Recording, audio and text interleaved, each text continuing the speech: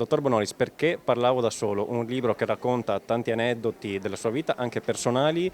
Com'è partita questa avventura letteraria, la sua prima avventura letteraria? È partita non pensando che diventasse un'avventura letteraria, è partita perché mi piaceva scrivere ciò che pensavo, pur di non parlare da solo, quindi mi mettevo a scrivere e poi casualmente questi scritti sono stati letti e hanno voluto cercare di approfondirli. È venuto fuori questo libro che a me è piaciuto molto fare. Molto, molto, molto.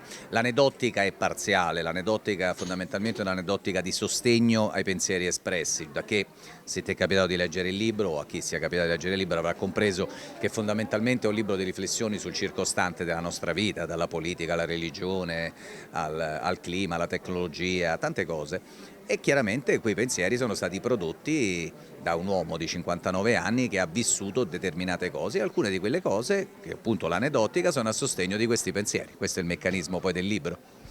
Che differenza c'è fra il Paolo Bonolis che racconta il libro e la maschera che va in scena quando è davanti alla telecamera, alla TV?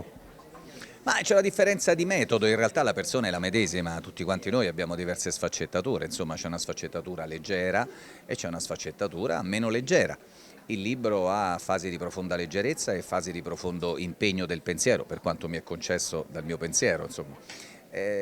Quella della televisione è semplicemente The Dark Side of the Moon, è l'altra faccia della luna, quindi è sempre la stessa persona che si traduce in uno spettacolo di disimpegno e in altro luogo si traduce invece nella scrittura di un libro, la persona è la medesima.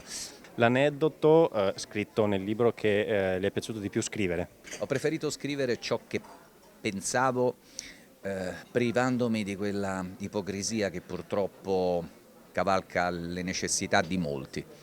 Ecco, il libro probabilmente dice delle cose che uno che fa il mio mestiere preferirebbe non dire per non crearsi delle barriere con altre corporazioni, chiamiamole così. Ecco.